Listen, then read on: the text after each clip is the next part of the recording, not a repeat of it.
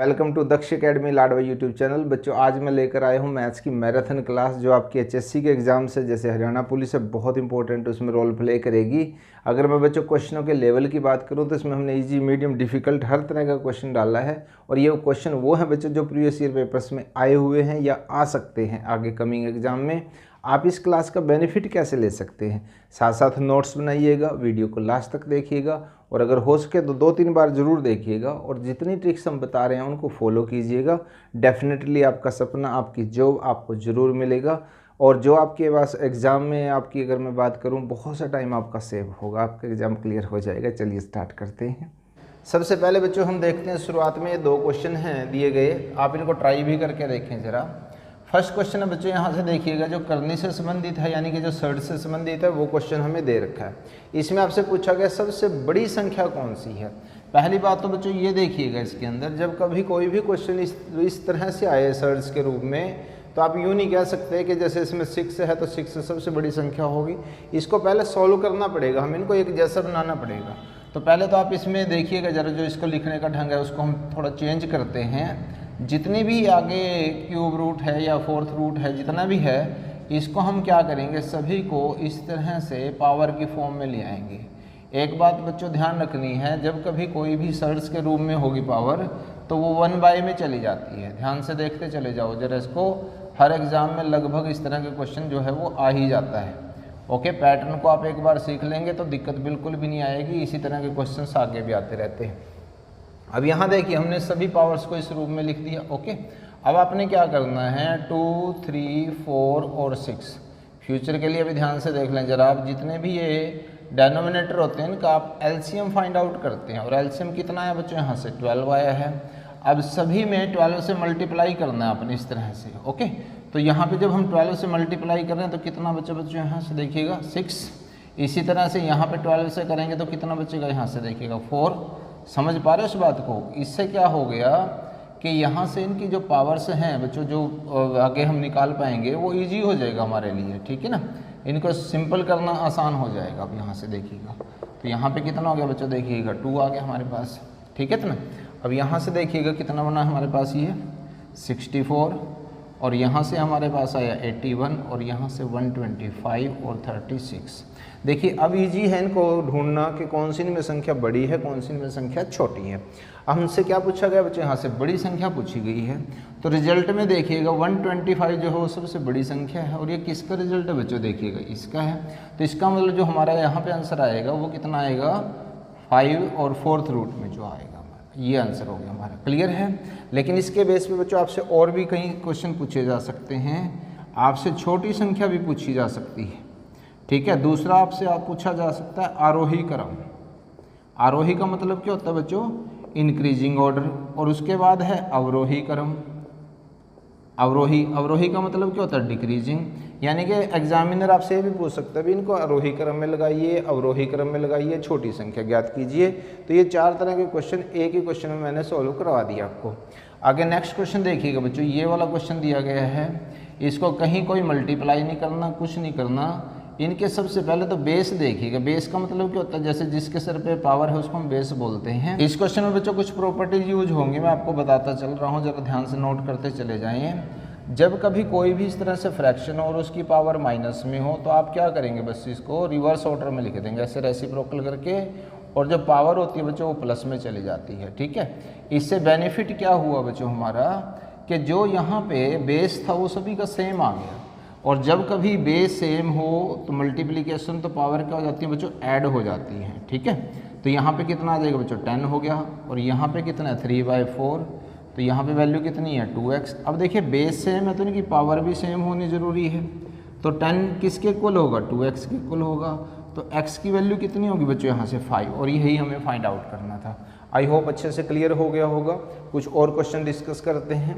Next question देखते हैं बच्चों, देखिएगा 700 रुपये ABC के बीच इस प्रकार विभाजित किए जाते हैं कि A और B की राशि का अनुपात 2:3 है और B तथा C की राशि का अनुपात 4:5 है।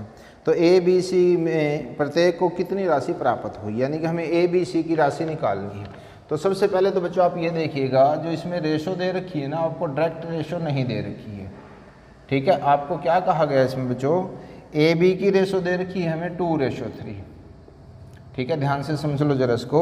और बी सी की रेशो दे रखी है बच्चों 4:5। तो ये डायरेक्ट ए बी सी की रेशो नहीं है, तो इस प्रकार से हम इसको ए बी सी की रेशो में पहले लेके आएंगे। उसके लिए क्या करते हैं, देखो जैसे ए बी की दी हुई थी हमें रेशो बी सी की, तो जो कॉमन होता है उसको हम बीच में रखते हैं। जैसे इसमें बी है, देखिएगा सीरीज पूरी हो रही है ना, ए बी बी सी, ये चीज़ देखना इसमें बच्चों ज़रूरी है। उसके बाद आपने क्या करना, देखिएगा जैसे इसकी लाइन में जगह खाली पड़ी है तो इसको आप यहाँ पे सेम कॉपी कर दें, और इसी तरह से यहाँ पे क्या आएगा बच्चों 3 आएगा। तो इसका मतलब कि आप सब आपस में इनको मल्टीप्लाई कर दीजिएगा इस वे में। तो कितना है बच्चों 8, और यहाँ से कितना है 12, और यहाँ से कितना है बच्चों 15। तो ये अब ए बी और सी की रेशो आ गई हमारे पास। अब देखिए बांटना कितना बच्चों, हमने 700 रुपये बांटना है, तो यहाँ से अनुपाती योग कितना बन रहा है बच्चों का 35, यानी कि वो वैल्यू किसके इक्वल है 700 के। तो हम यहाँ से 1 यूनिट की वैल्यू निकाल लेते हैं, और वो कितनी आई बच्चों 20। तो अब सभी को मल्टीप्लाई करते चले जाते हैं, 160 रुपये, यहाँ से कितना हो जाएगा 240, और यहाँ से कितना आ जाएगा बच्चों 300। क्लियर है। अब कई बार क्या करता है एग्जामिनर, देखिएगा सेम ऑप्शन होंगे बच्चों, आपको इस वे में भी दे देंगे वो, ध्यान से समझ लो जरा। हो सकता है बी ऑप्शन ऐसा दे रखा हो, एक ऑप्शन ऐसे दे रखा हो, वैल्यूज़ तो सेम होंगी, ये बात ध्यान रख लीजिएगा। अगर पहले ए है तो पहले ए का शेयर, फिर बी है तो फिर बी का शेयर, और सी है तो फिर सी का शेयर, ये ध्यान रख लीजिएगा। कई बार एग्जामिनर इस तरीके से, तो ये आंसर नहीं होगा, हमारा आंसर क्या होगा ये। समझ पा रहे हो उस बात को।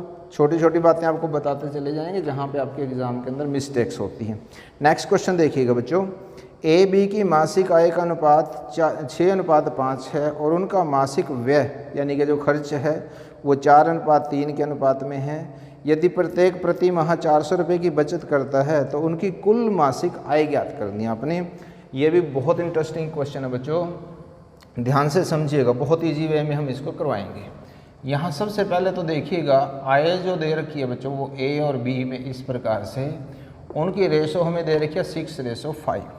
उसी के साथ ही इन्होंने दे दिया यहाँ पे व्यय, यानी कि जो उनका खर्च है वो कितना बच्चों देखिएगा 4:3, और यहाँ पे दे रखी है इनकी बचत। अब देखिए बचत कई बार तो ये सेम हो जाती है और कई बार ये अलग अलग हो जाती है, क्योंकि यहाँ पे प्रत्येक की 400 बचत है, तो इसका मतलब कि हमने 400 यहाँ पे लिख दिया। ध्यान से पैटर्न को समझ लो जरा। हमने क्या करना बच्चों, इस वे में यहाँ से क्रॉस में करना है और इनका डिफरेंस लेना है।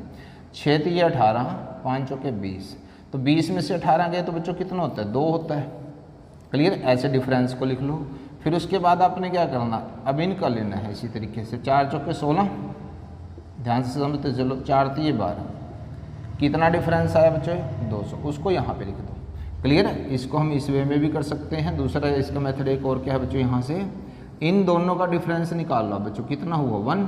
जब ये सेम हो तब की बात कर रहे हैं हम, तो मल्टीप्लाई करके हम तब भी निकाल सकते हैं। Is that clear. अलग अलग होगा तो हम इस वे से अप्लाई करते हैं। क्लियर। यहाँ से क्या हो जाएगा बच्चों 1 की वैल्यू निकाल लो। इस तरह से कभी भी हो तो आप 1 यूनिट की वैल्यू निकालो, उसके बाद जो पूछा गया आप उसकी वैल्यू निकाल सकते हैं। अब देखिए अगर सिर्फ ए की राशि पूछी जाती तो हम क्या करते हैं, 1 यूनिट की वैल्यू कितनी आई 200, उसको 6 से गुना कर देते हैं। ध्यान से देखिएगा, अभी आंसर नहीं आया हमारा, ये 1200 हो गया। और अगर सिर्फ बी की पूछी जाती तो कितना होता है बच्चों, यहाँ से 5 से गुना करते तो कितना आता है 1000। लेकिन हमसे पूछा गया है कुल मासिक आय, तो वो इन दोनों का प्लस होगा, ये बात ध्यान रखिएगा। कुल आय जो होगी वो इन दोनों का प्लस होगी, यानी कि कितनी होगी बच्चों 2200। तो उसको हम डायरेक्ट भी निकाल सकते थे, 200 है तो जब कुल निकालना तो हम अनुपाती योग कर सकते हैं इनका, और ये कुल का शो करेगा तो 11 से मल्टीप्लाई कर दो। तो अगर आपके पास एक ऑप्शन ऐसे दिया गया है, बी ऑप्शन ऐसे दिया गया है और सी ऑप्शन ऐसे दिया गया, जल्दबाजी ना करें आंसर में, ये बात हमेशा ध्यान रखें। आपसे ये पूछा गया था कि कुल आय, तो आपका आंसर ये होगा, ना कि ए और बी। नेक्स्ट क्वेश्चन क्या बच्चों देखिएगा, किसी चतुर्भुज की भुजाएं 3, 4, 5, 6 के अनुपात में हैं तथा इसका परिमाप 72 सेंटीमीटर है, इसकी सबसे बड़ी भुजा की लंबाई ज्ञात कीजिए। बहुत ही आसान क्वेश्चन है बच्चों। यहाँ पे देखिएगा जो हमें भुजाएं दे रखी हैं वो 4:5:6 के रूप में दे रखी हैं। क्लियर है। और परिमाप क्या होता है, परिमाप का मतलब क्या है, ध्यान से समझो जरा। सपोज करो कि हमने कोई भी एक इस तरह से चतुर्भुज ले लिया, ये ए बी सी और डी, जो इसकी ये भुजाएं हैं सारी की सारी, जब हम इनको प्लस करते हैं यहाँ से लेकर इस तरह से चलते हैं तो इसको हम परिमाप बोलते हैं। ठीक है, यानी कि इन सभी भुजाओं का जोड़ होगा परिमाप। तो यहाँ से देखिए जो अनुपात का योग कितना है बच्चों, वो कितना है यहाँ से 18, और टोटल कितना दे रखे हमें परिमाप 72। तो हम यहाँ से एक यूनिट की वैल्यू निकाल लेते हैं, और वो कितनी हुई बच्चों, 4 हुई। अब देखिए अगर अलग अलग भुजाएं निकालनी हो तो आप क्या करेंगे, इस 4 से मल्टीप्लाई करते चले जाओ, ठीक है इतनी बात। और यहाँ पे कितना आ जाएगा 24। लेकिन क्वेश्चन में आपसे पूछा गया सबसे बड़ी भुजा, तो आपका आंसर कितना हो जाएगा 24। आप इन सभी को प्लस करके देखेंगे तो 72 आपका आंसर आ जाएगा। ये डेट क्लियर। चलिएगा नेक्स्ट क्वेश्चन देखते हैं। दो संख्याओं के महत्तम समापवर्तक तथा लघुत्तम समापवर्त्य क्रम से 18 तथा 378 हैं। यदि उनमें से एक संख्या 54 है तो दूसरी संख्या ज्ञात कीजिएगा। ये भी बच्चों एक फॉर्मूला बेस्ड क्वेश्चन है। अगर हम पहली संख्या को p माने, दूसरी संख्या को q माने, तो दोनों संख्याओं का जो गुणनफल होता है वो HCF और LCM के गुणनफल के इक्वल होता है। इस फॉर्मूले को याद रख लीजिएगा। अब देखिएगा एक संख्या कितनी दे रखी है हमें, 54 दे रखी है। दूसरी संख्या हमारी कितनी होगी, q, और जो इसका HCF हमें दे रखे बच्चों वो दे रखे 18, और जो दे रखे इसका LCM वो 378।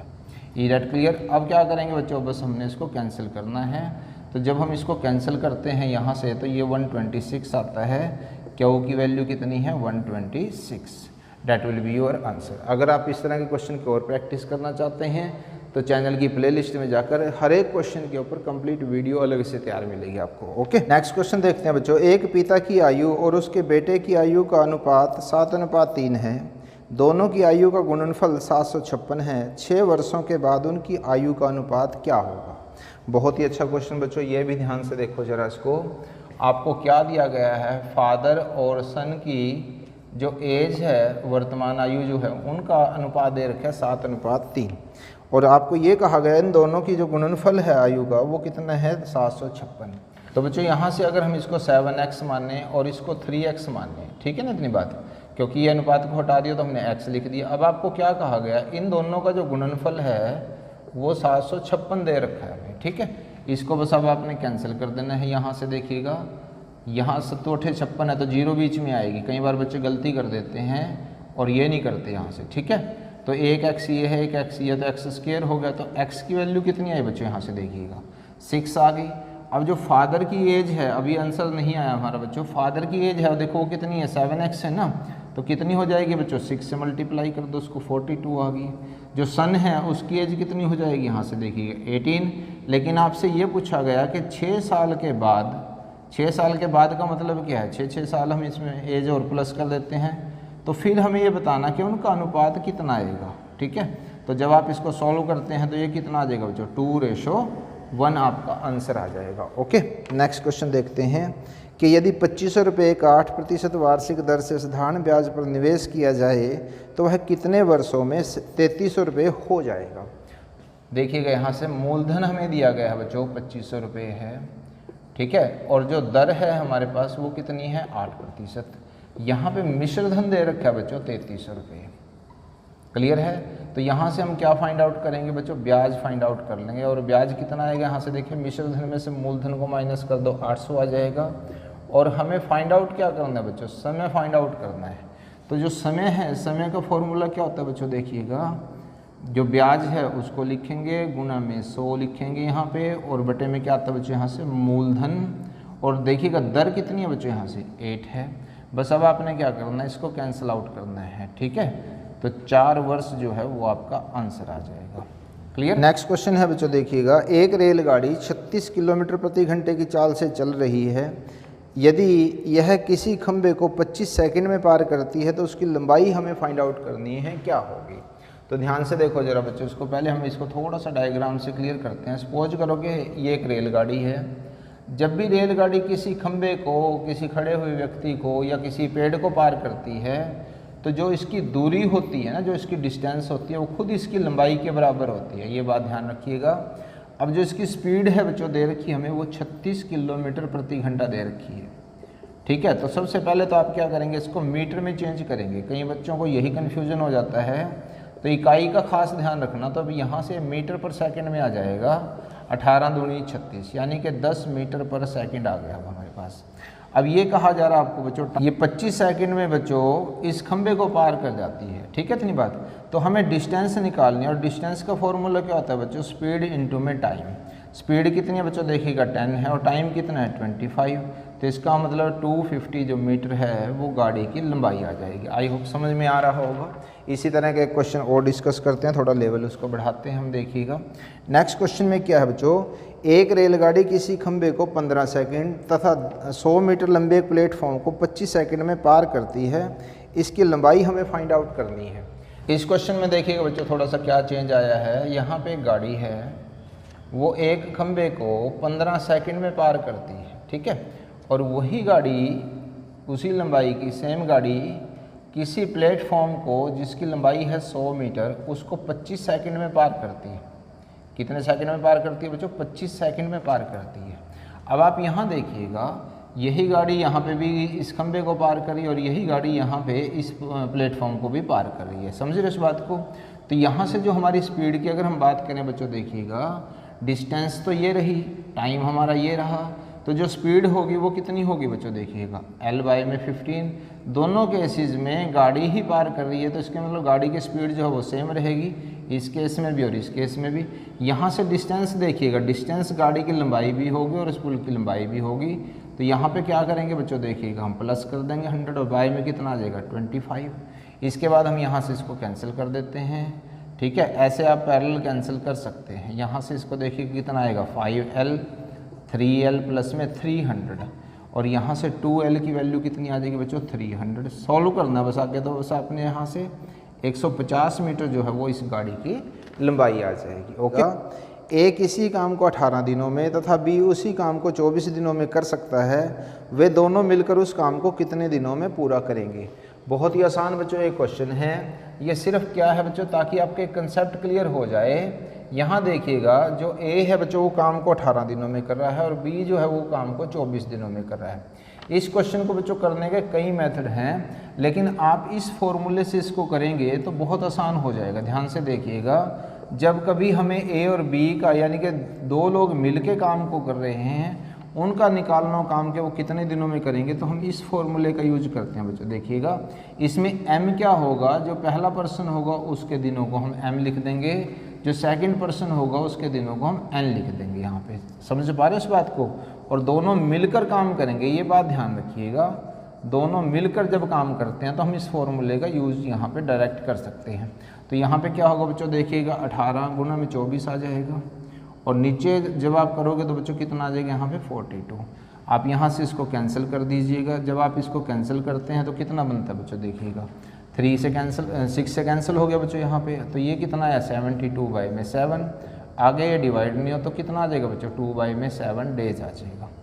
ठीक है, इससे डायरेक्ट आंसर निकलना स्टार्ट हो जाएगा आपको। एक क्वेश्चन और देखते हैं, डिफरेंस आपको क्लियर हो जाएगा कि हमने इस फॉर्मूले को क्यों रिकमेंड किया आपको। ए और बी मिलकर एक काम को 12 दिनों में कर सकते हैं, बी अकेला उस काम को 18 दिनों में कर सकता है, तो ए अकेला उस काम को कितने दिनों में करेगा। यहाँ पे बच्चों देखिएगा क्या दिया गया आपको कि जो ए और बी है वो मिलकर 12 दिनों में काम को करते हैं, ठीक है इतनी बात, और बी अकेला उस काम को 18 दिनों में करता है। तो अगर बच्चों ए का काम हमें निकालना हो तो हम इसी फॉर्मूले में थोड़ा सा चेंज करेंगे। ध्यान से देखो जरा, यहाँ पे तो मिलकर काम कर रहे थे, हमने नीचे क्या लिया था बच्चों प्लस। जब मिलकर कोई काम करता तो एक दूसरे की हेल्प करते हैं तो प्लस होगी हेल्प इसमें। यहाँ पे देखिएगा इन दोनों का काम दे रखा है, बस सिर्फ इतना सा ध्यान रख लेना। इसको हम क्या करेंगे यहाँ पे m इंटू एन सेम रहेगा और नीचे इनका डिफरेंस ले लेते हैं बच्चों, और डिफरेंस हमेशा किस में लेंगे, पॉजिटिव मिलेंगे। सिर्फ इतना सा ध्यान आपने रखना है। 12 इंटू में 18 और यहाँ पे कितना आ जाएगा बच्चों 6। तो जब हम इसको कैंसिल करते हैं तो कितना आता है 36 डेज। बहुत आसान हो जाएगा। इसलिए बच्चों हमने क्या किया, इस पूरी क्लास में दो क्वेश्चन सेम टाइप के लिए, ताकि आपका कंसेप्ट भी क्लियर हो जाए और आप शॉर्ट ट्रिक भी इसमें सीख जाएं। यहाँ पर मिलकर काम कर रहे हैं तो नीचे प्लस रहेगा, ऊपर तो देखिए दोनों मल्टीप्लिकेशन है बच्चों। ध्यान से समझ लो इस बात को, फ़र्क को ध्यान से समझो। यहाँ प्लस आएगा और यहाँ पे क्या लेना बच्चों, हमने यहाँ पे डिफरेंस लेना है, यानी कि बड़ी वैल्यू में से हम छोटी वैल्यू को माइनस करना है। Is that clear? With in second आपका आंसर आ जाएगा। नेक्स्ट क्वेश्चन देखिए बच्चों क्या है। राजीव को किसी परीक्षा में 20% अंक मिले और वह 24 अंकों से फेल हो गया। मोहन को 45% अंक मिले और वह न्यूनतम पास अंकों से 26 अंक अधिक ले गया। परीक्षा में अधिकतम अंक कितने थे? ये देखिएगा बच्चों, क्वेश्चन बहुत बार आ जाता है एग्जाम में, ध्यान से समझिएगा। इसको बहुत ईजी वे में करेंगे हम। क्या करेंगे देखिएगा बच्चों, यहाँ पे जब राजीव ने 20% अंक प्राप्त किए तो वह 24 अंकों से फेल हो गया। फेल का मतलब क्या बच्चों, हम इसको माइनस में लिख लेते हैं। दूसरी तरफ आपको क्या कहा गया बच्चों, देखिएगा मोहन ने 45% अंक प्राप्त किए और वह 26 अंक जो है न्यूनतम पास अंकों से ज़्यादा ले गया। ओके, जब कभी कोई ऐसा क्वेश्चन आए तो बच्चों उसको आप इस फॉर्म में लिख लीजिएगा और हमेशा ध्यान रखिएगा कि इधर तो रखना बच्चों इनका डिफरेंस।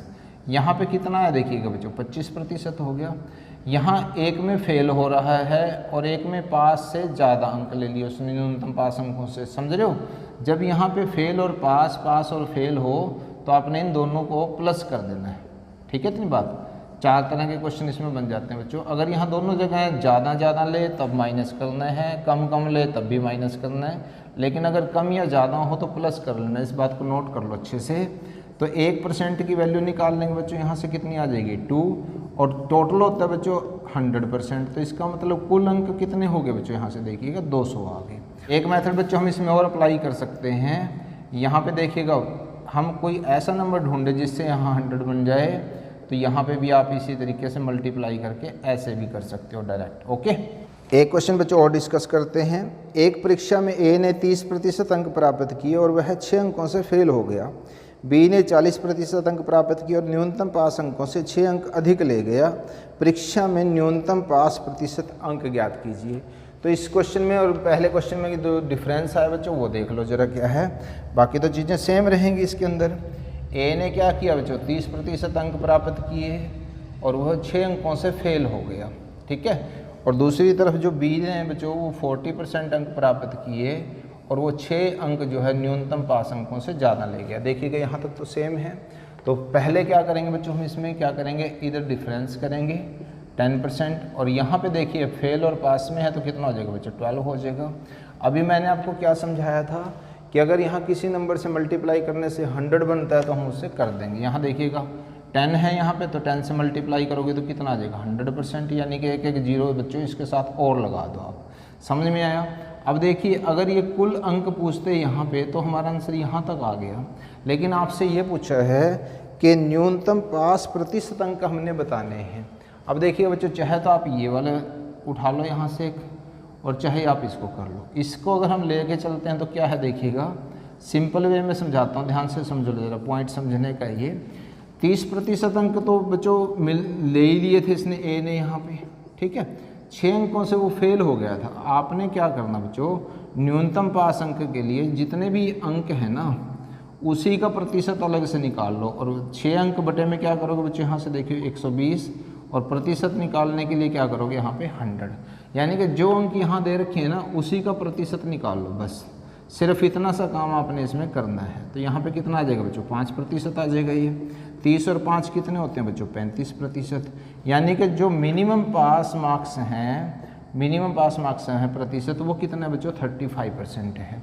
अगर आप इसको लेकर चलते तो देखिए यहाँ पे भी 6 है बच्चों, तो इसका मतलब 5% है, लेकिन ये ज़्यादा ले रखे हैं तो क्या करते हैं, माइनस कर दे। तो 40 में से अगर 5 माइनस करोगे तब भी 35 आपका आंसर आ जाएगा। नेक्स्ट क्वेश्चन देखते हैं बच्चों, देखिएगा 1240 रुपये ए बी व सी के बीच में इस प्रकार वितरित किए जाते हैं कि ए बी के भागों का अनुपात 6:5 तथा बी व सी के भागों का अनुपात 10:9 है, तो सी का भाग ज्ञात कीजिएगा। तो सबसे पहले तो बच्चों आपने एक बात का ध्यान रखना, यहाँ पे आपको डायरेक्ट जो है वो अनुपात नहीं दिया गया है। आपको क्या कहा गया, जो ए और बी का अनुपात है वो 6:5 है, जो बी और सी का अनुपात है वो बच्चों 10:9 है। तो आप क्या कर सकते हो बच्चों, यहाँ पे देखिएगा, सेम यहाँ पे खाली जगह पड़ी है तो ये कॉपी करके यहाँ पे ऐसे लिख दो, यानी कि यहाँ पे क्या आएगा बच्चों, 5 आएगा। जिस लाइन में खाली जगह है उसी जैसा आप आगे भी लिखते चले जाओ। उसके बाद आपने क्या करना बच्चों, इनको आपस में मल्टीप्लाई करना है इस तरह से। ठीक है ना, तो यहाँ से कितना आ गया देखो बच्चों, 45। अगर ये कैंसिल हो सकता है तो हम इसको कैंसिल भी कर सकते हैं। ये 5 पे कैंसिल हो जाएगा, कितना आ जाएगा बच्चों, 12 आ जाएगा। ये कितना आ जाएगा, 10, और ये कितना हो जाएगा बच्चों, 9 हो जाएगा। समझ पा रहे हो इस बात को। तो जब आप इनको प्लस करते हैं तो बच्चों कितना बनता है, 31, और आपने बांटना कितना है 1240। तो आप यहाँ से 1 यूनिट की वैल्यू निकालो और 1 यूनिट की वैल्यू कितनी बनती है बच्चों, यहाँ से देखिएगा 40 बनती है। अब आपने क्या करना बच्चों, देखिएगा a का निकालना तो 40 से और 12 को मल्टीप्लाई कर दो तो कितना बनता है 480। इसी तरह से यहाँ से कितना आएगा 400 और यहाँ से कितना आएगा 360। लेकिन आपसे क्वेश्चन में सिर्फ सी का पूछा गया, इसलिए 360 जो है वो आपका आंसर हो जाएगा। ओके, आई होप समझ में आ रही होंगी चीज़ें। नेक्स्ट क्वेश्चन और देखते हैं बच्चों। ए की आय का 5%, बी की आय के 15% के बराबर है तथा बी की आय का 10% सी के आय के 20% के बराबर है। यदि सी की आय 4000 रुपये हो तो तीनों की कुल आय क्या होगी। अब देखिए बच्चों, इसमें चेंज क्या किया गया है, इसमें डायरेक्ट आपको रेशो ना देकर आपको ये बोल दिया कि जो ए का 5% है वो बी के 15% के बराबर है। समझ पा रहे इस बात को। तो हम क्या करेंगे, यहाँ से a बाय में b लेकर आएंगे बच्चों, ठीक है। तो 15 बाय में 5 कैंसिल करने के बाद कितना है बच्चों, देखिएगा ये 3:1 हो गया, ठीक है। और दूसरे पोर्शन में क्या क्या रखा है बच्चों, आपको देखिएगा b का 10% जो है वो c के 20% के बराबर है। आप डायरेक्ट यहीं पे भी कैंसिल कर सकते हो। तो b बाय में c क्या आएगा बच्चों, 2 बाय में 1, यानी कि 2:1 आ गई। ओके, तो अब देखिएगा जैसे हमने फर्स्ट क्वेश्चन में किया था इसमें, तो उसी तरह से अभी यहाँ पे करेंगे।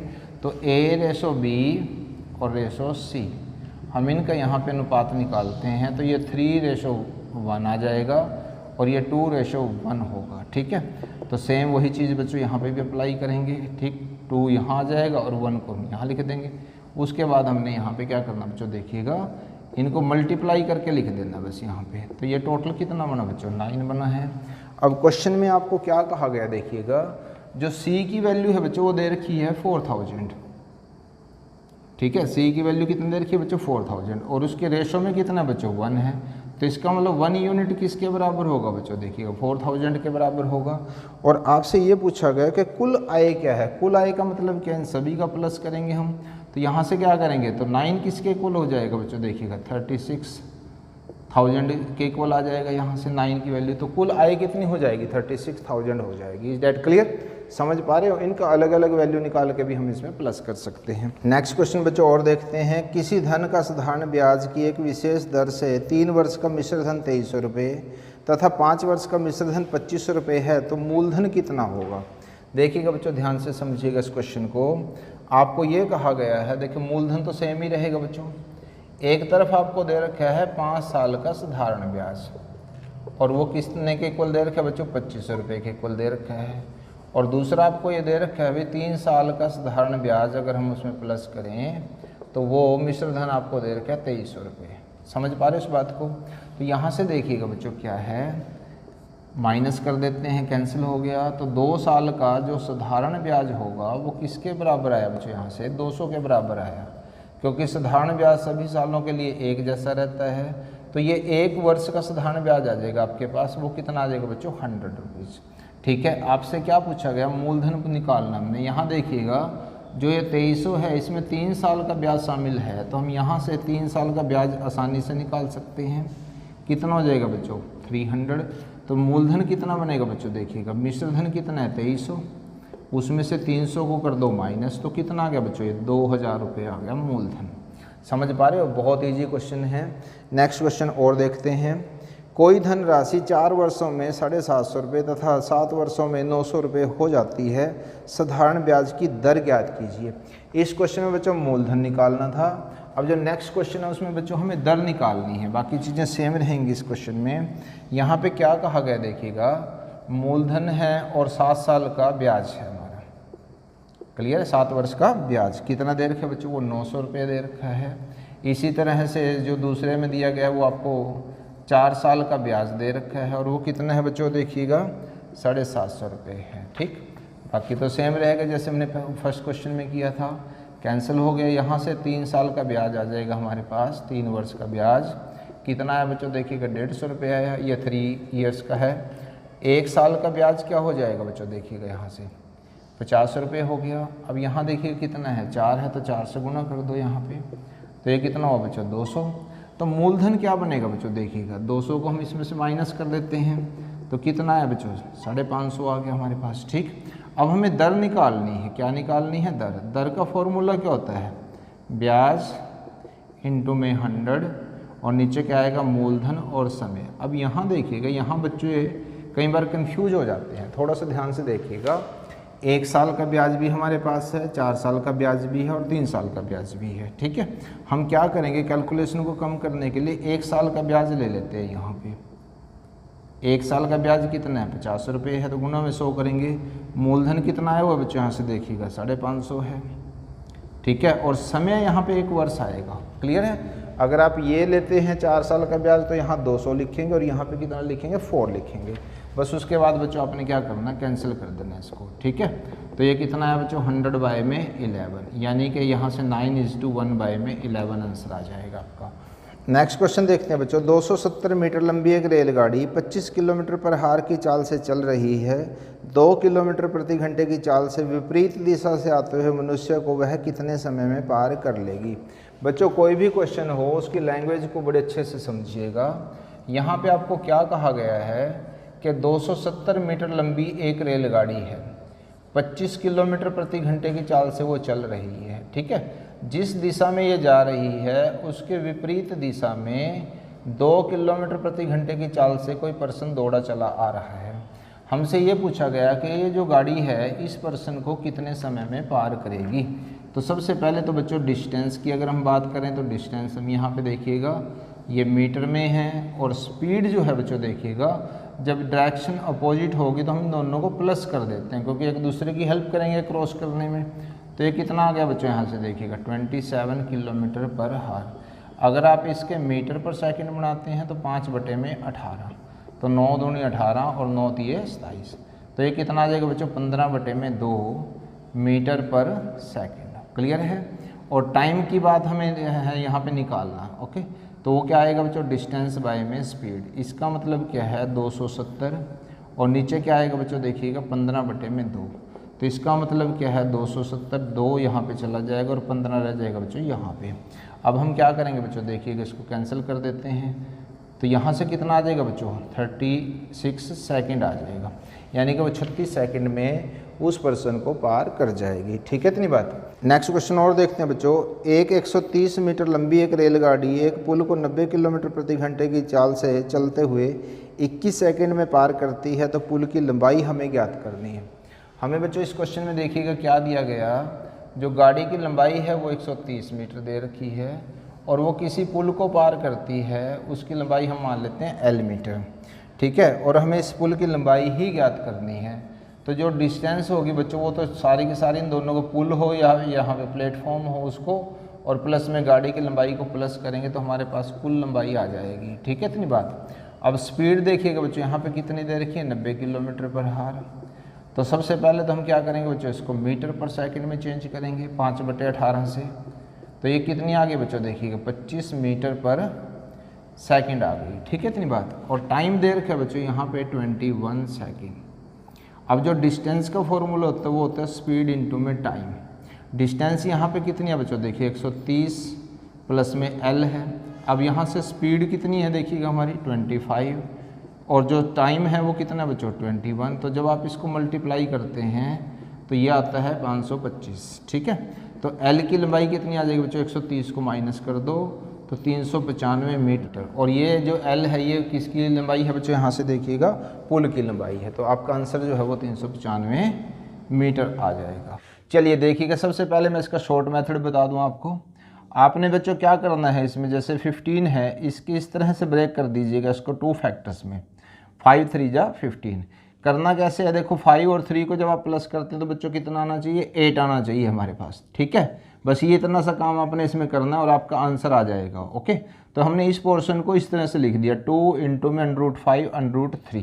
क्लियर। अब यहाँ देखिएगा क्या है बच्चों, देखिएगा प्लस है, तो आपका जो आंसर होगा वो क्या होगा बच्चों √5 और प्लस में √3, ये आपका आंसर आ जाएगा। ओके, देखिएगा कितना इजी है, लेकिन इसके पीछे क्या कंसेप्ट काम करता है वो मैं अभी आपको समझाता हूँ। ओके, ज़रा ध्यान से देखिएगा। इस पोर्शन को बच्चों हम इस तरह से लिख सकते हैं a² + b² और प्लस में 2ab, और आपको पता है कि ये जो फॉर्मूला होता है ये होता है a + b होल स्क्वायर के। क्योंकि ऊपर स्क्वायर रूट है इसलिए जब हम ये स्क्वायर करेंगे और यहाँ पे स्क्वायर रूट तो कैंसिल होकर a प्लस बी आ जाएगा, यानी कि ये वाला आंसर आ जाएगा।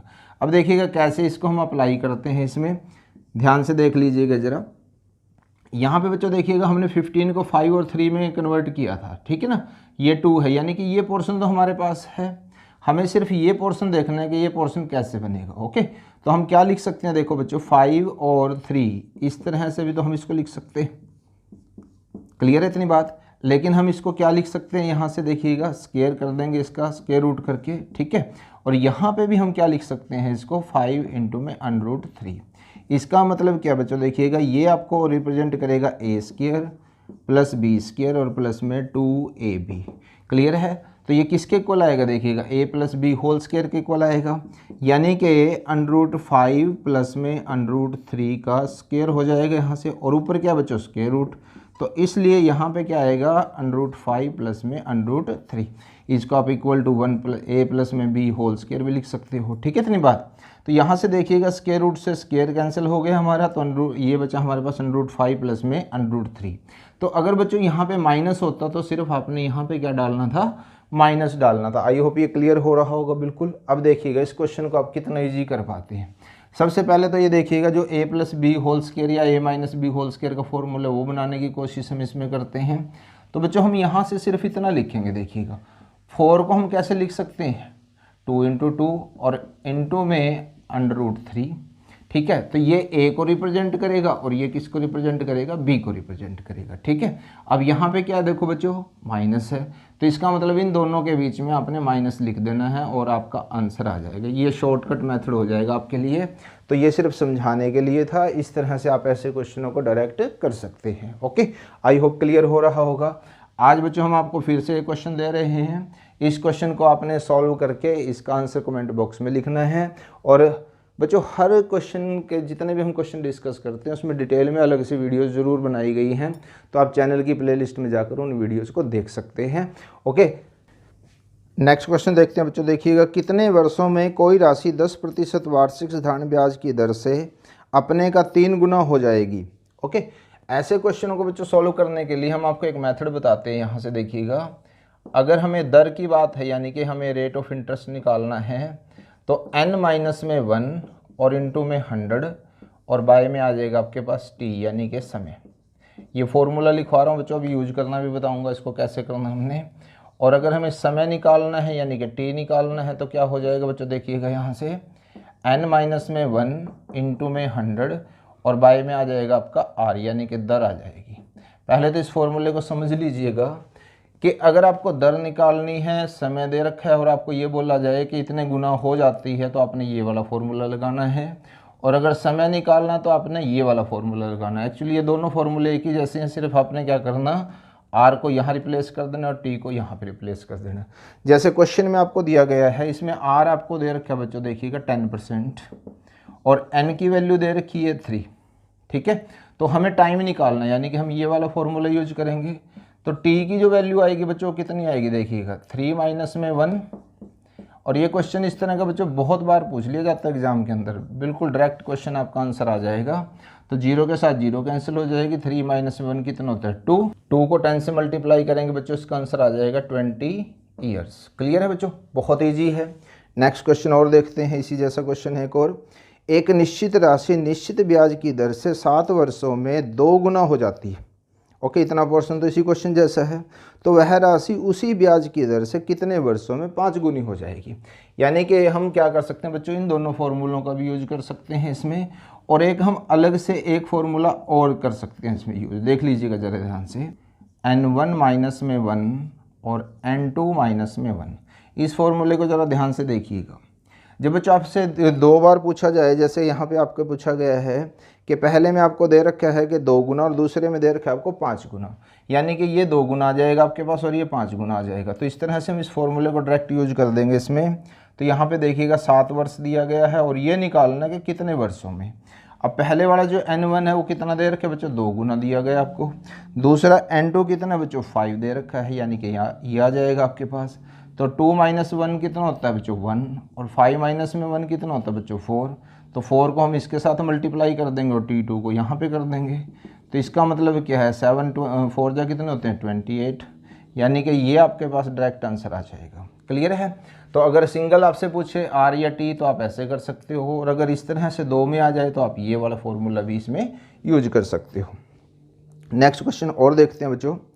इसमें दिया गया है कि एक नल किसी हौज को 25 मिनट में भर सकता है, दूसरा नल 50 मिनट में खाली कर सकता है। यदि दोनों नल एक साथ खोल दिए जाएं तो हौज कितने समय में भरेगा। इस तरह का क्वेश्चन में बच्चों बहुत बार आता है। तो हम इसको रिप्रेजेंट करेंगे जैसे हमने इसको लिख दिया बच्चों m, ये 25 मिनट में इसको भर रहा है। क्लियर है। दूसरा है n, ये 50 मिनट में इसको खाली करता है। ये ध्यान रखें, ये खाली कर रहा है तो इसको हम माइनस की तरफ लेके जाएंगे। ठीक है। जब बच्चों कोई भी ऐसा क्वेश्चन आए तो आपने इस फॉर्मूले को यूज करना है। ठीक है। नीचे इन दोनों का डिफरेंस लेना है आपने।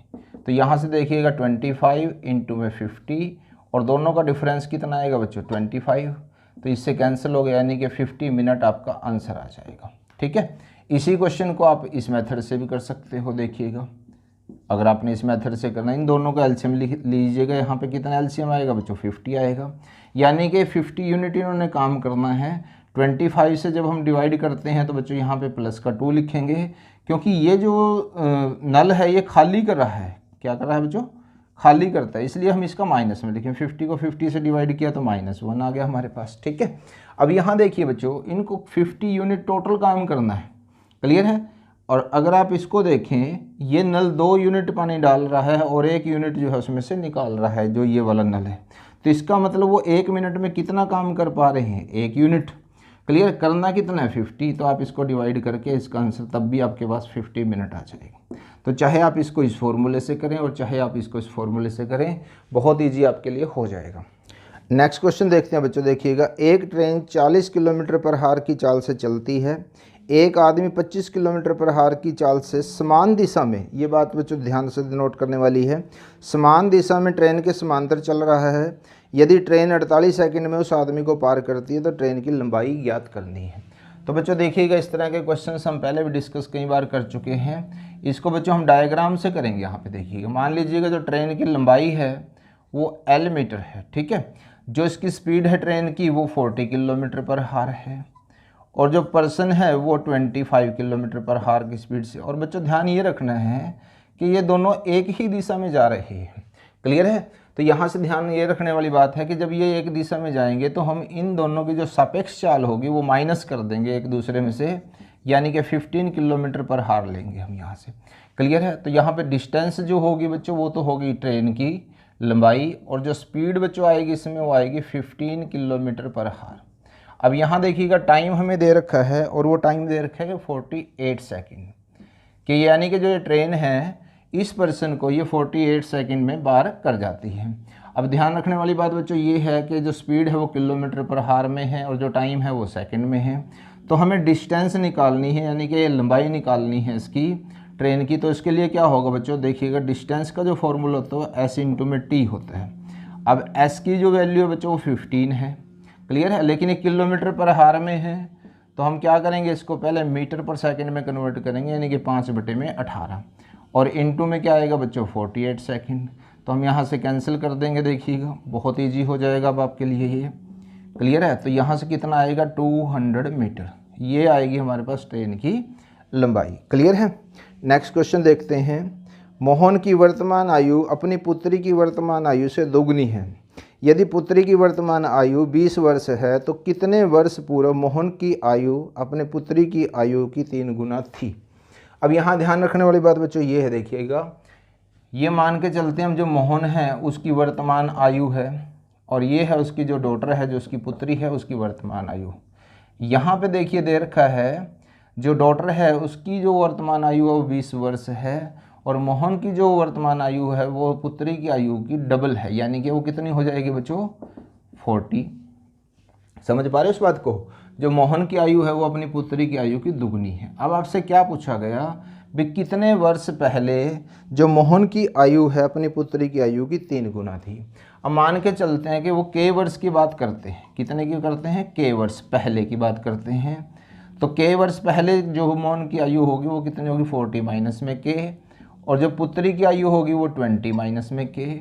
अब आपको क्या कहा गया है कि जो मोहन की आयु होगी k वर्ष पहले, वो पुत्री की आयु की 3 गुनी होगी, तो हम यहाँ पे 3 लिख देंगे। अब हमने क्या करना है, इनको मल्टीप्लाई करके सॉल्व कर देना है। तो ये कितना आ जाएगा 60 माइनस में 3k, तो 3k को हम यहाँ पे लेके आते हैं, ठीक है, चेंज कर देंगे इस चीज़ को। तो यहाँ से 40 जो है वो माइनस हो जाएगा इधर, तो ये कितना आएगा बच्चों 2k। 20 k की वैल्यू कितनी आ गई यहाँ से 10 वर्ष, यानी कि 10 वर्ष पहले जो है इसका वो आंसर आ जाएगा। ओके, नेक्स्ट क्वेश्चन देखते हैं बच्चों। देखिएगा, एक समकोण त्रिभुज के आधार की लंबाई 5 मीटर तथा उसका कर्ण जो है वो 13 मीटर दिया हुआ है। त्रिभुज का क्षेत्रफल हमें ज्ञात करना है। एक बात बच्चों ध्यान रखना, समकोण त्रिभुज है तो वो इस तरह से बनाएंगे हम। क्लियर है, फिगर बना लेते हैं आप तो बहुत आसान हो जाता है आपके लिए। ये आधार दिया गया है और ये इसका कर्ण दिया गया है। क्लियर है। अब जो त्रिभुज का क्षेत्रफल होता है उसका जो फॉर्मूला होता है बच्चों देखिएगा, वो होता है 1/2 आधार गुणा में ऊंचाई। क्लियर है। अब बेस तो है हमारे पास 5, हमें h चाहिए यहाँ से। क्लियर है। लेकिन ये देखिएगा समकोण त्रिभुज है, वैसे तो ट्रिपलेट होता है, हमें पता है कि यहाँ पे क्या आएगा, लेकिन फिर भी 13 का स्क्वायर कितना होता है बच्चों 169, और 5 का स्क्वायर कितना होता है 25, तो यहाँ से कितना आ जाएगा 144। तो जब हम इसका स्क्वायर रूट करेंगे इस तरह से तो हमारे पास ये ऊंचाई आ जाएगी यहाँ से 12 मीटर। ठीक है, क्योंकि 144 का स्क्वायर रूट जो होता है बच्चों वो 12 होता है। अब हमें इसका एरिया निकालना है, तो एरिया क्या होगा देखिएगा 1/2, बेस कितना बच्चों 5 और हाइट कितनी है 12। ठीक है, तो कितना आया बच्चों हमारे पास यहाँ से देखिएगा 30 मीटर स्क्वायर। बहुत इजी हो जाता है क्वेश्चन अगर आप थोड़ा सा फिगर समझ के कर लेते हैं। नेक्स्ट क्वेश्चन देखिएगा बच्चों, 2 बेलनों के आधार की त्रिज्याएं हमें दे रखी हैं। सबसे पहले तो आप देखिएगा जो बेलन का आयतन का फॉर्मूला होता है वो होता है πr²h। क्लियर है। हमें यहाँ पे देखिए 2 बेलनों के जो त्रिज्याओं का अनुपात है वो दे रखा है हमें, और वो कितना दिया गया है 2:3। और जो बच्चों इनकी हाइट है उनकी भी रेशो हमें दे रखी है, वो दे रखी है 5:3। तो आपसे पूछा गया कि दोनों बेलनों के आयतनों का अनुपात कितना होगा।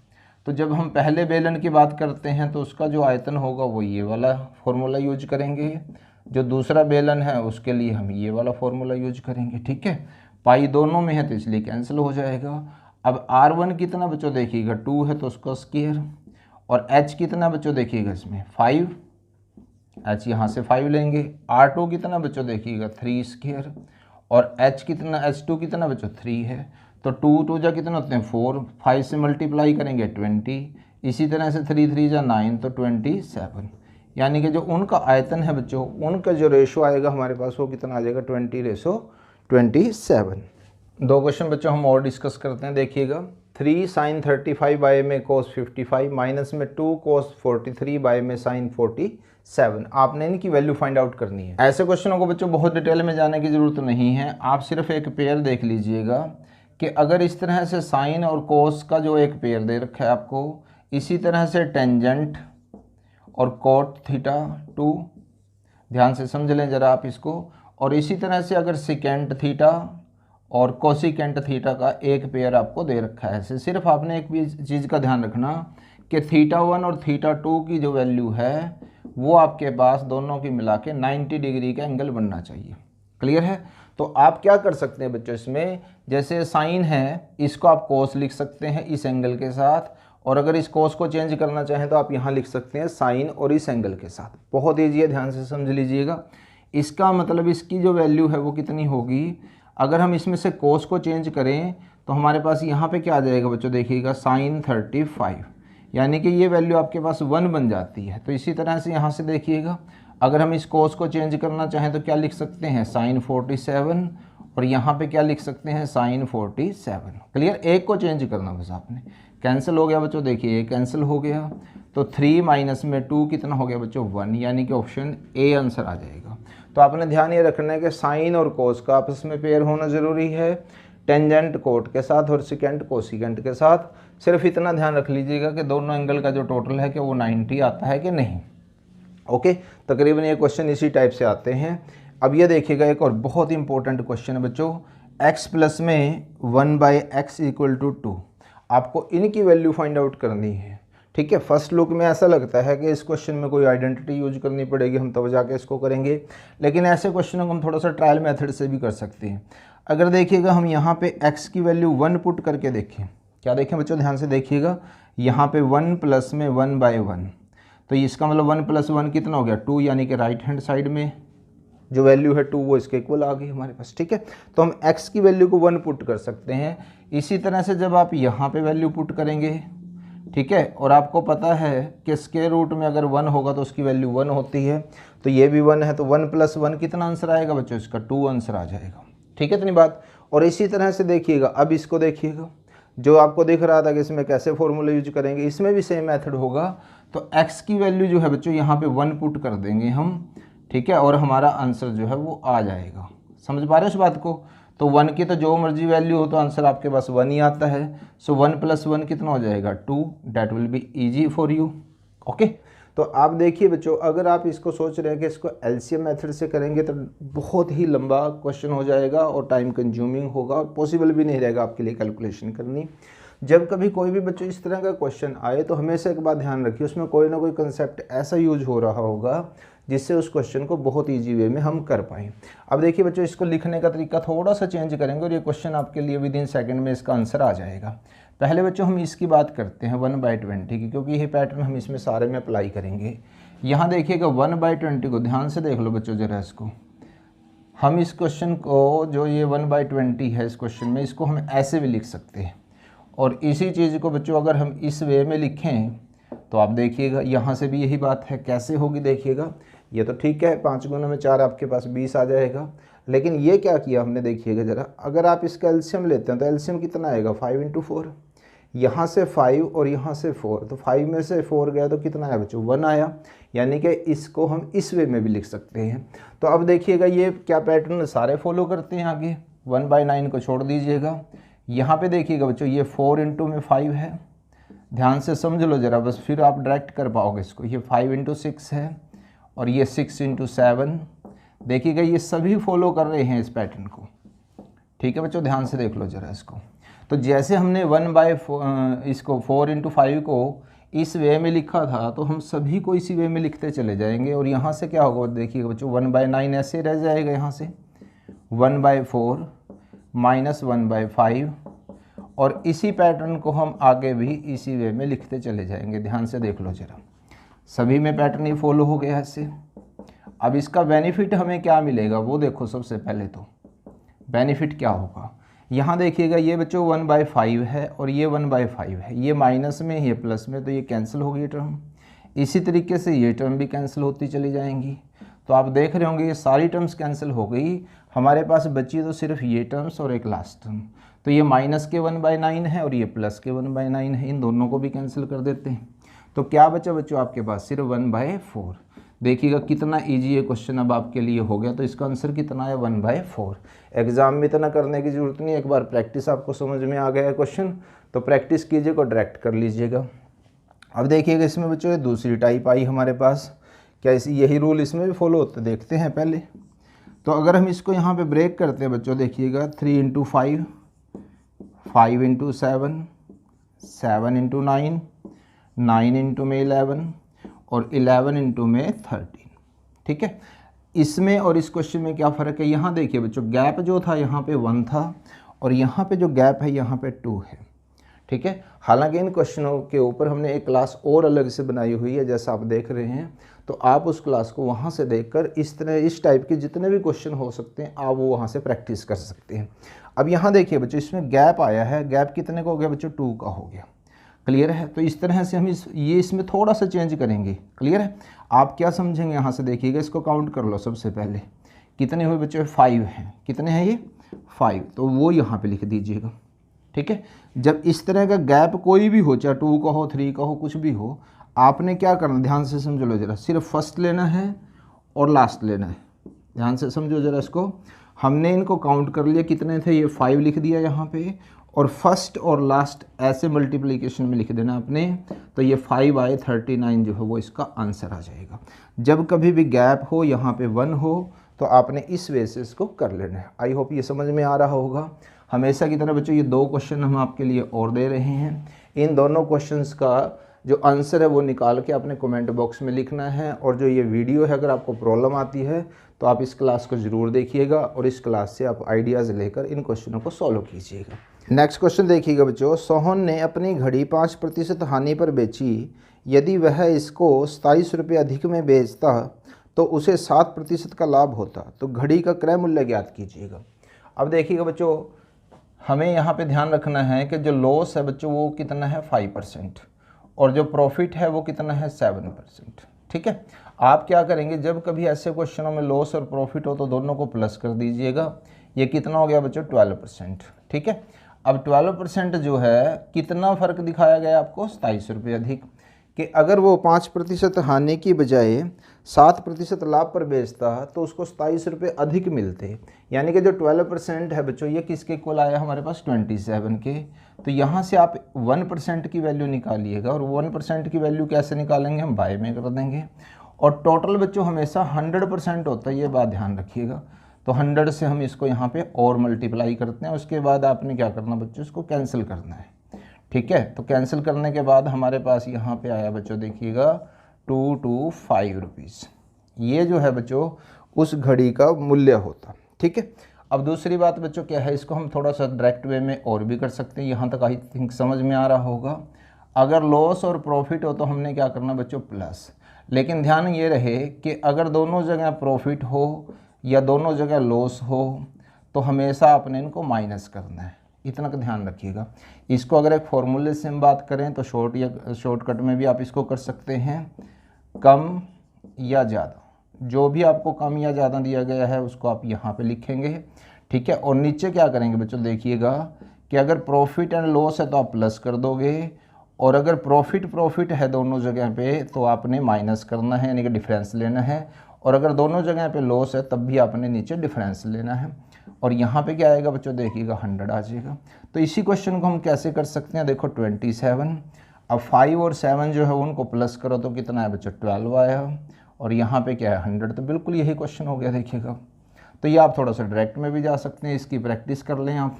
ओके, नहीं तो इस वजह से भी आप इसको कर सकते हैं। नेक्स्ट क्वेश्चन देखिएगा बच्चों। किसी वस्तु को 72 रुपये में बेचने पर 10% की हानि होती है। 5% का लाभ प्राप्त करने के लिए उस वस्तु का विक्रय मूल्य क्या होगा। ठीक है बच्चों, देखिएगा ध्यान से। इसमें यहाँ पे आपको ये 10% हानि दी गई, बिना फॉर्मूला यूज किए करेंगे बच्चों हम इसको।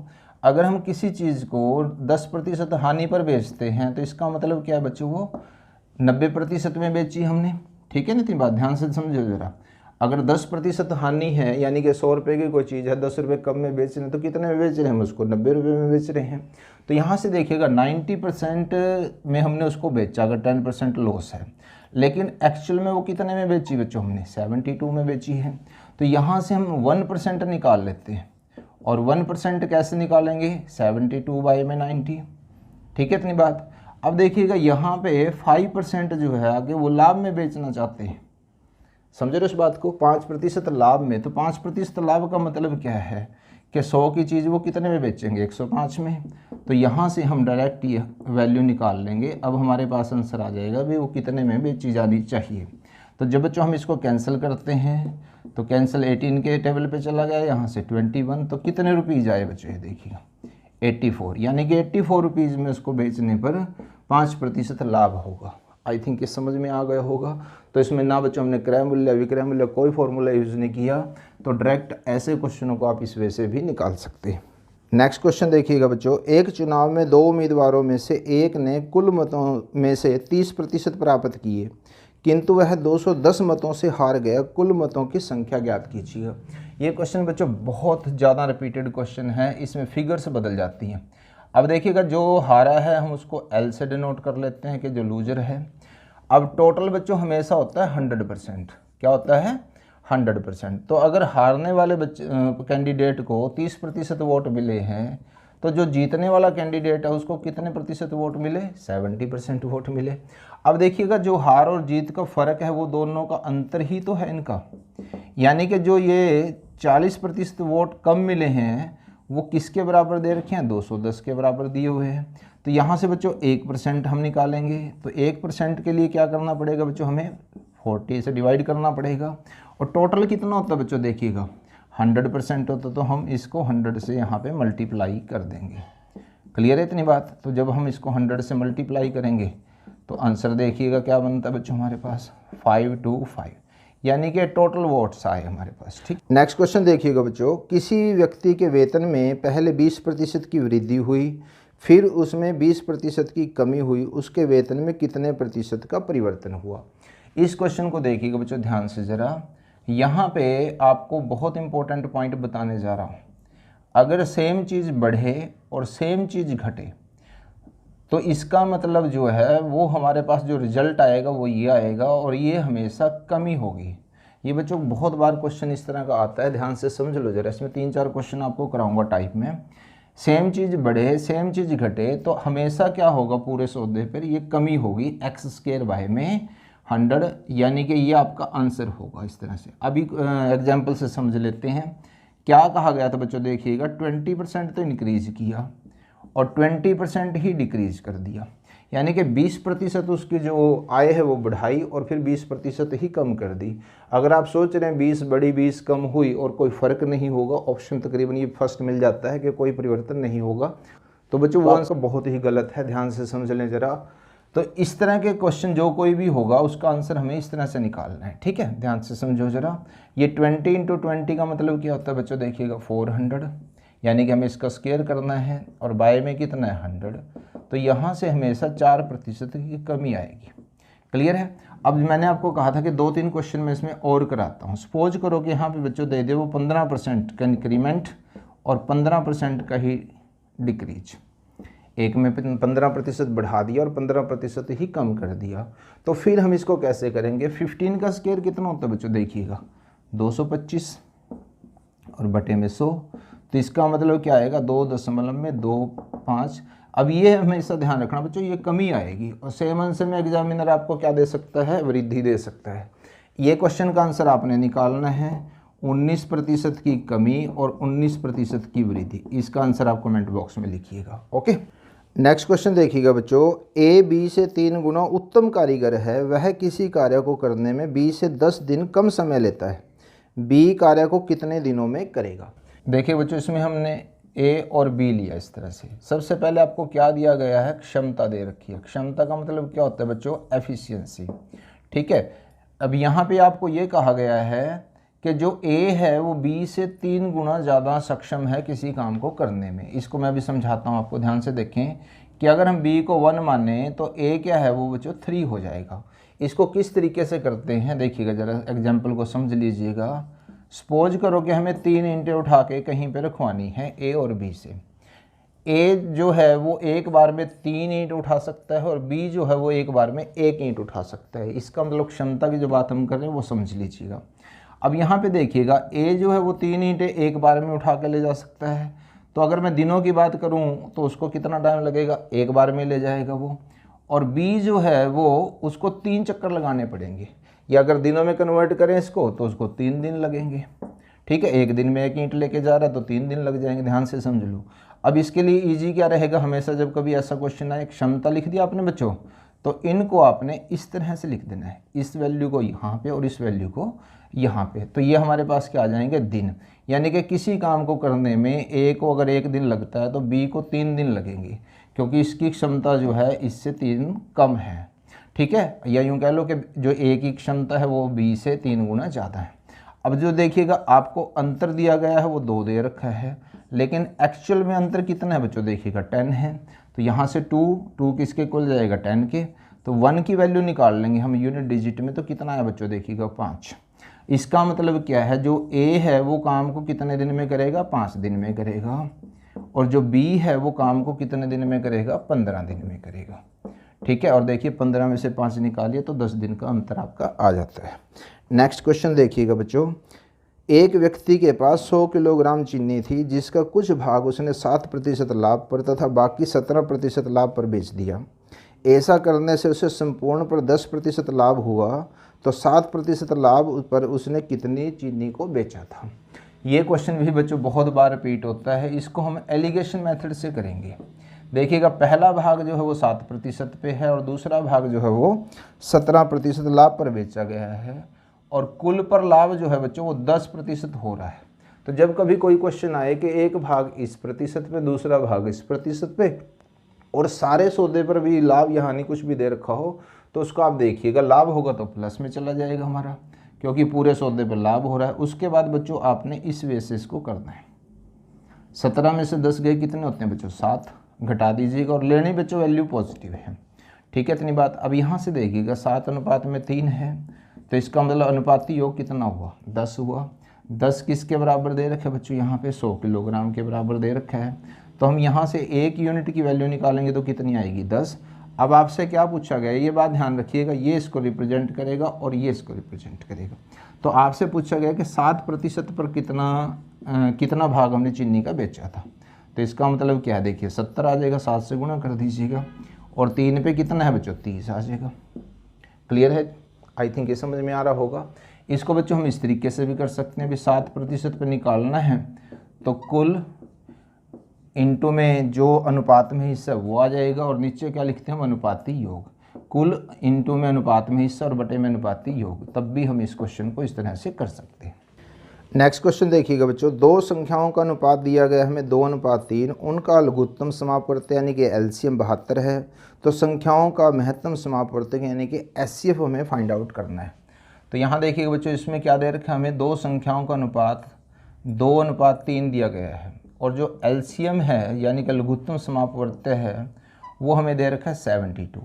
तो बच्चों हम इसको इस तरीके से भी मान सकते हैं कि पहली संख्या हमने 2x ली और दूसरी संख्या हमने 3x ली।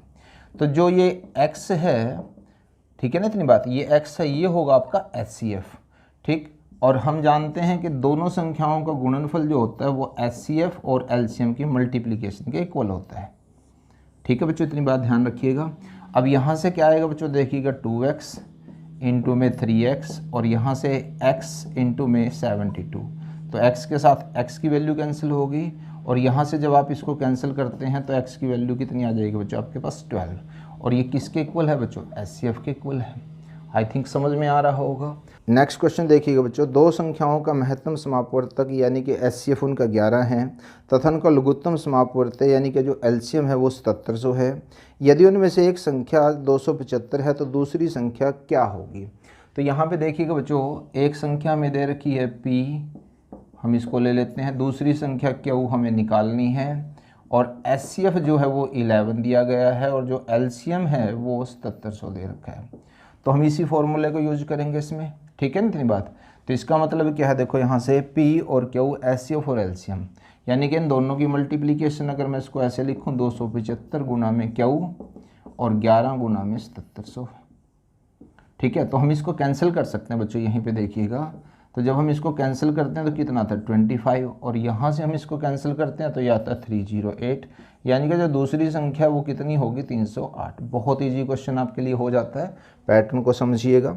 नेक्स्ट क्वेश्चन देखिएगा बच्चों, 8 पुरुषों की औसत आयु 2 वर्ष बढ़ जाती है यदि उनमें से 2 पुरुषों को जिनकी आयु 21 वर्ष 23 वर्ष है उनके स्थान पर 2 नए पुरुषों को ले लिया जाता है, तो 2 नए पुरुषों की औसत आयु ज्ञात कीजिए।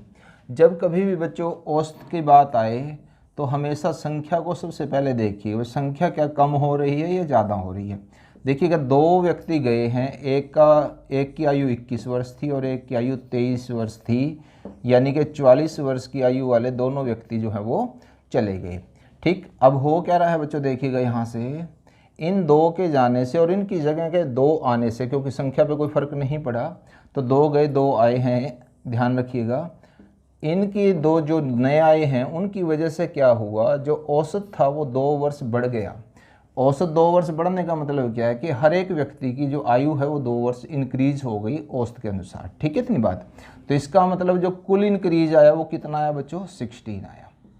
ध्यान से समझ लो जरा, 2 वर्ष हर किसी का औसत बढ़ा है तो 8 का कितना हो गया बच्चों? 16। अब ये देखिएगा, अगर ये 44 के जाते और 44 के आते तो कोई फ़र्क नहीं पड़ना था, लेकिन यहाँ पे औसत जो है वो बड़ा है, तो इसका मतलब जो 2 नए व्यक्ति आए हैं उनकी जो, अगर हम उम्र की बात करें योग, वो कितना होगा बच्चों? 60 होगा।